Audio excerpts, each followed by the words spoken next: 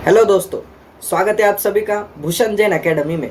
दोस्तों, संधि प्रकरण हम पढ़ रहे थे, जिसमें हम सभी ने जान लिया संधि का स्वरूप क्या है, उसके कितने भेद होते हैं, और स्वर संधि हमने प्रारंभ की थी, जिसमें हमने यन संधि का स्वरूप पिछली क्लास में, पिछले वीडियो में हमने समझ लिया था। अब आज की क्लास में हम देखने वाले हैं अयादी संधि क्या होती है। दोस्तों, अयादी संधि का स्वरूप क्या होता है, उसका क्या स्वरूप है, उसको जब आएगा वो एग्जाम में तो उसे हमें कैसे सॉल्व करना है, ये आज की क्लास में हम देखने वाले हैं। चलिए तो आज के वीडियो को अपन स्टार्ट करते हैं, देखते हैं अयादी संधि का क्या स्वरूप है। देखिए, अयादी संधि, ये अय आदि संधि लगा हुआ है। क्यों अय आदि नाम क्यों पड़ा इसका? क्योंकि यहाँ अय आदि होता है, अय आदि होता है, इसलिए इसका नाम अय आदि पड़ गया। अब वो कैसे होता है वो अपन देखते हैं नीचे, तो आपको नाम भी उसका क्लियर हो जाएगा। देखिए, यहाँ पहचान लिखी हुई है। सबसे पहले हम पहचान देख लेते हैं। पहचान है, अयादी संधि की क्या पहचान है? देखिए, जब ए ओ ऐ औ स्वरों के साथ किसी भी स्वर समान हो या असमान का मेल होता है तो वहां अयादी संधि मानी जाती है। माने यहाँ क्या कहना चाहते हैं, यहाँ चार शब्द दिए हैं। कौन कौन से? चार अक्षर दिए, ए ओ ऐ औ, ये चार अक्षर है। अब इन स्वरों के बाद में क्या देखना है कि समान या असमान, समान या असमान दोनों में से कोई भी स्वर वर्ण का मेल होता है तो वहां अयादी संधि मानी जाती है। अयादी संधि होगी जब जब शब्दों में पहले शब्द का अंतिम वर्ण ए ओ ऐ औ, इन चारों में से कोई भी एक होगा, और दूसरे शब्द का पहला वर्ण कोई भी समान या असमान स्वर होगा। एक के बाद ए आ रहा हो तो भी चलेगा, एक के बाद अ आ रहा हो तो चलेगा। माने आमने सामने समान होंगे तो भी चलेगा, असमान होंगे तो भी चलेगा। बस पहले शब्द का अंतिम वर्ण हमें ये देखना है कि इन चारों में से कोई एक आ रहा है तो इनकी अयादी संधि होगी। अब अयादी संधि होगी तो वो कैसे होती है? देखिए, यहाँ संधि कार्य सूत्र के आधार से अपन देखते हैं। अयादी संधि का सूत्र है एचो यवायावह। सूत्र है एचो यवायावह। इसको अपन संधि विग्रह करेंगे तो क्या आएगा? एच ऐ आव आय आवह। ये चार शब्द अलग अलग, सब अलग अलग आ जाएगा। अपन अलग अलग नीचे निकालेंगे। देखिए, यहाँ लिखा एच। सबसे पहले तो एच को हमें समझना है। ये एच क्या होता है? ये एच एक प्रत्याहार है। एच एक प्रत्याहार है और इसके अंदर कितने वर्ण आते हैं? अपन माहेश्वरी सूत्रों के अंदर चले जाए तो ए से लेकर च तक, ए से लेकर च तक कितने वर्ण आएंगे? ए ओंग ऐ औच, ये दो सूत्र आ जाएंगे।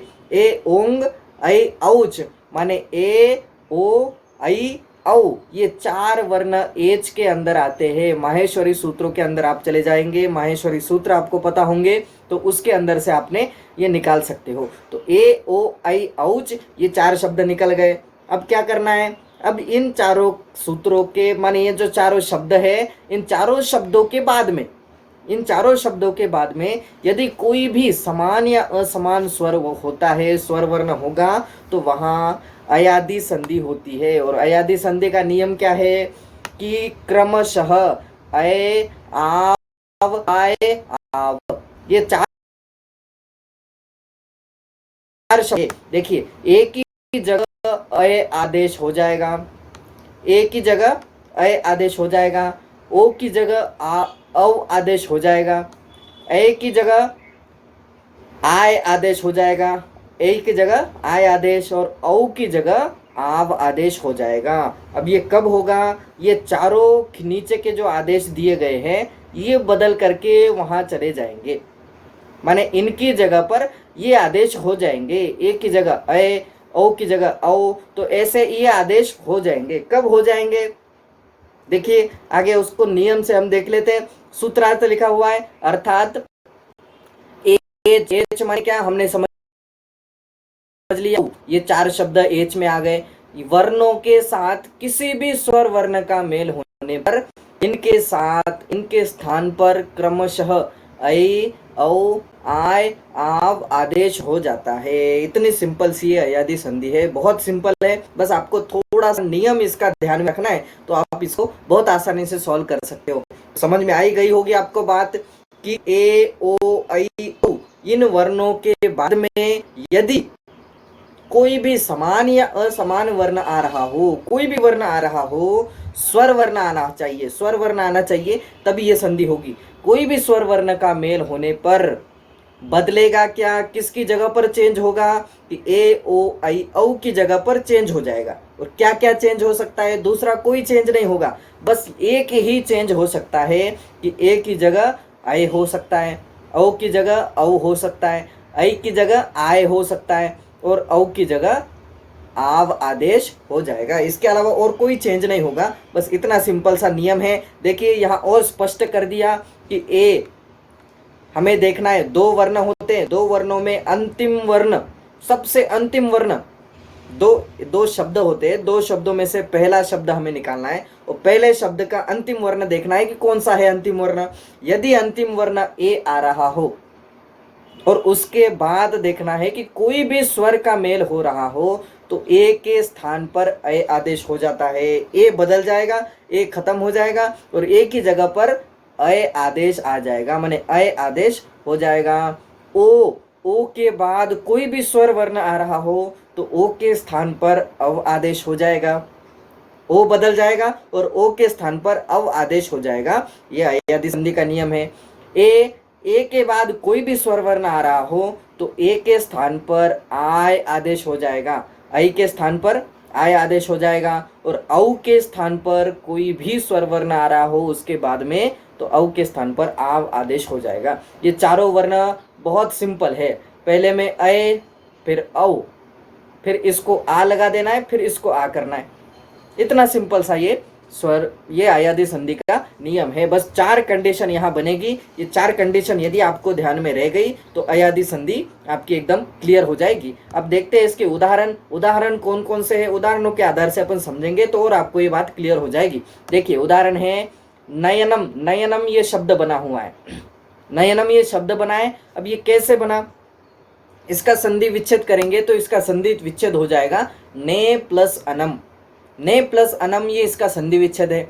अब ने ये अलग हो गया, अनम ये अलग हो गया, अब ये दोनों शब्द अलग अलग हो गए। अब इसमें देखिए इसमें सबसे अंतिम वर्ण कौन सा है ने के अंदर, तो ने के अंदर हमें दिखाई दे रहा है कि ए ये अंतिम वर्ण है। और हमारा नियम क्या था कि ए के बाद यदि कोई भी स्वर वर्ण आता है तो ए की जगह अय आदेश हो जाता है। तो हमने जैसा नियम पढ़ा था वैसे ही सेम टू सेम यहाँ ये बात कह रहे हैं कि ए के बाद कोई भी स्वर वर्ण आ रहा है, इसके कारण यहाँ अय आदेश हो गया, और अय आदेश हो गया तो क्या बन जाएगा कि नयनम, नय न प्लस अय प्लस अनम माने नयनम ये शब्द बन गया। अब इसका विच्छेद करना है तो अय को हटाना है और अय को हटा करके वापस से ए लेके आना है, तो ये इसका विच्छेद भी हो जाएगा। तो इतनी सिंपल सी ये बात है। दूसरा उदाहरण देखिए, दूसरा उदाहरण है हो प्लस अनम, इसका भी सेम टू सेम वैसे ही है। हो में कौन सा है अंतिम वर्ण, अंतिम वर्ण है ओ, अंतिम वर्ण आ रहा है ओ, हो में अंतिम वर्ण है ओ, तो ओ को हमने साइड में निकाल लिया। अब नियम क्या था, नियम ये था कि ओ के बाद यदि कोई भी स्वर वर्ण आ रहा हो, समान हो या असमान हो, तो समान या असमान तो कोई भी चलेगा, तो उसकी जगह पर बदल के अव आदेश हो जाएगा, ओ को अव आदेश हो जाएगा। तो यहाँ समान वर्ण है अ, समान माने असमान वर्ण है अ, और ओ की जगह बदल करके अव आदेश हो गया, और इसलिए हवनम, हव अनम, हव अनम इतना ये शब्द बन गया। अब कभी कभी आपको हवनम इतना शब्द दे दिया जाता है और कहेंगे कि इसका संधि विच्छेद कर दीजिए, तो अपन कैसे करेंगे, हम इसमें थोड़ा ऐसा परेशानी में पड़ जाते हैं, यार इसका संधि विच्छेद कैसे हम करेंगे, हमें तो आता नहीं है। तो बस इतना नियम यदि आपको ये ध्यान में होगा तो औ हव में भी यदि आपको अव दिख गया तो आप इसका संधि विच्छेद कर सकते हो। अव यदि दिख गया तो समझ में आ जाएगा कि अयादी संधि है, और अव किसकी जगह पे होता है, ओ की जगह पे होता है, तो हो माने ओ को अलग निकाल लिया तो ये हवनम उसका संधि विच्छेद भी हो जाएगा। ये दो उदाहरण हो गए। तीसरा उदाहरण देख, गायनम, गाय आय आय इधर गा माने गायनम, ये गायनम शब्द बना। तो गायनम शब्द कैसे बना, दो शब्दों से मिलकर के बना है, गए प्लस अनम। गए में देखिए गे ग और अय, अय आ रहा है, अंतिम वर्ण है अय, सामने है असमान वर्ण, असमान है स्वर वर्ण अ, इसलिए ए की जगह आय आदेश हो जाएगा, ऐ की जगह आय आदेश हो जाएगा। तो क्या हो जाएगा, ग में आय प्लस अनम ये तीनों जुड़ गए, इसलिए गायनम ये शब्द बन गया। चौथा उदाहरण है भौ प्लस उकह। भौ प्लस उकह, भौ में देखिए अंतिम वर्ण कौन सा है, भौ में है अंतिम वर्ण औ। भौ में अंतिम वर्ण है औ और उसके बाद में असमान स्वर वर्ण आ रहा है उ, इसलिए आव आदेश हो जाएगा और भौ प्लस आव इज इक्वल आव प्लस उकह इज इक्वल टू भावुकः, माने ये भावुकः शब्द यहाँ बन गया, भावुक शब्द की उत्पत्ति हो गई। आव आव भी आपको समझ में आ गया तो इसका संधि विग्रह आप कर सकते हो, अयादि संधि है ये आपको पता चल सकता है। देखिए यहाँ पांचवा उदाहरण है जे प्लस अह। जे प्लस अह, जे में देखिए जे में अंतिम वर्ण कौन सा है, ए वर्ण है और अंतिम वर्ण ए के बाद स्वर वर्ण आ रहा है, असमान स्वर वर्ण आ रहा है, इसलिए यहाँ ए की जगह अ आदेश हो जाएगा और जय शब्द बन गया।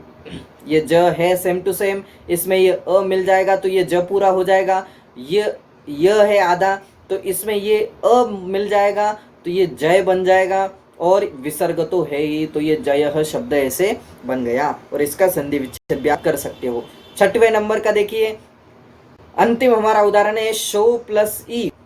शो प्लस ई, शो में देखिए शो में है अंतिम वर्ण है ओ और इसके बाद असमान स्वर वर्ण आ रहा है ई, तो ई ये असमान स्वर वर्ण है और शो में है ओ तो ओ की जगह अव आदेश हो जाएगा, ओ की जगह अव आदेश हो जाएगा तो क्या बन जाएगा इतना सिंपल सा बात है, शवः शवः शब्द की उत्पत्ति हो जाएगी। तो मैं यह समझता हूँ कि बस सार इतना ही है आज की क्लास का। अयादि संधि का नियम इतना ही है कि एचो यमा यावः, एच की जगह ए आव आय आव ये शब्द बन जाएंगे। एच में क्या क्या आता है, ए आई ओ औ, ये चार शब्द आपको ध्यान में रखना है और एक की जगह क्या हो जाएगा, ओ की जगह क्या हो जाएगा, ये आपको ध्यान में रखना है। तो आपको ये संधि बहुत सिंपल से तरीके से आपको समझ में आ जाएगी। इतनी बात आपको क्लियर हो ही गई होगी। तो आज की क्लास को हम यही विराम लेते हैं।